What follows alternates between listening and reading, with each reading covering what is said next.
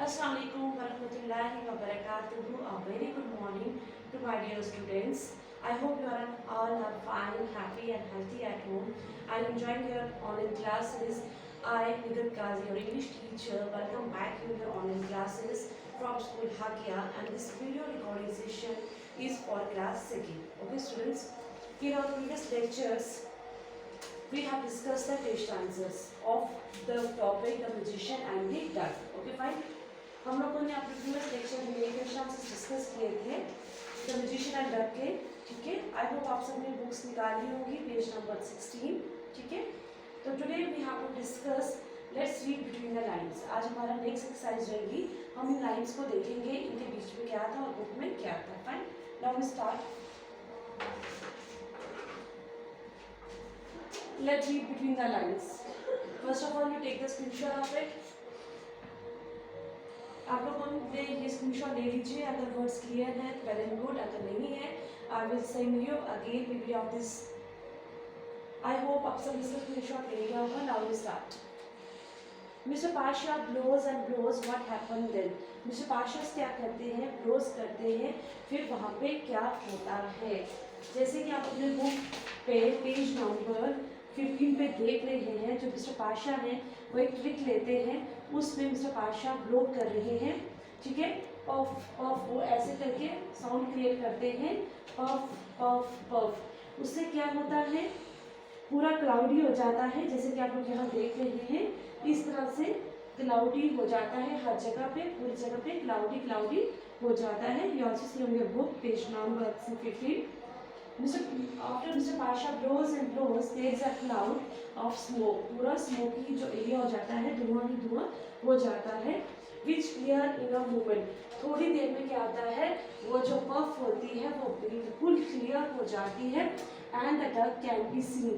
और वहाँ पे एक क्या नजर आती है, डक। ठीक है, जब ये स्मोक जो होता है वो क्लियर हो जाता है, वहाँ पे एक आपको डक जो होती है वो दिखती है, विजिबल हो जाती है आपके लिए वहाँ पे।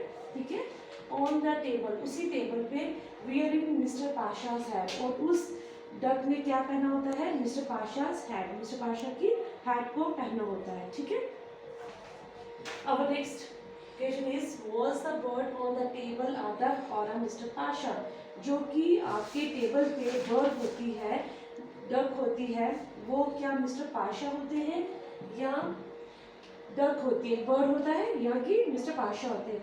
The bird on the table was mister Pasha. जो बर्ड होता है टेबल के ऊपर वो मिस्टर पाशा ही होते हैं। ठीक है, क्योंकि उन्होंने ही ब्लॉक करके खुद को अनविजिबल कर लिया है, और उनके प्लेस पे कौन आ गया है, एक डक आ गई है। ठीक है, now was the bird on the table a duck or Mr. Pasha? The bird. Our third question is B part. Question number 2 B part. How do you know?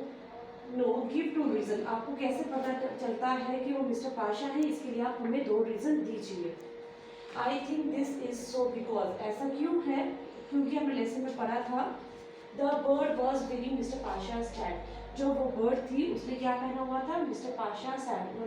उसने मिस्टर पाशा की जो हैट थी वो उस बर्ड ने पहनी हुई थी, वेयर किया हुआ था। ठीक है, नेक्स्ट है the duck spoke in a human voice. आपकी जो डक है वो किसकी वॉइस में, एक ह्यूमन वॉइस में स्पीक कर रही है, बोल रही है, saying that it was mister Pasha. मैं क्या हूँ, मिस्टर पाशा हूँ। वो बच्चों से कैसे प्लज कर रही है कि I am not a bird, मैं डक नहीं हूँ, मैं मिस्टर पाशा हूँ, मुझे इसमें दोबारा से मुझे डक एक कॉमन पर्सन बनना है। ठीक है, today we discuss the 2 parts.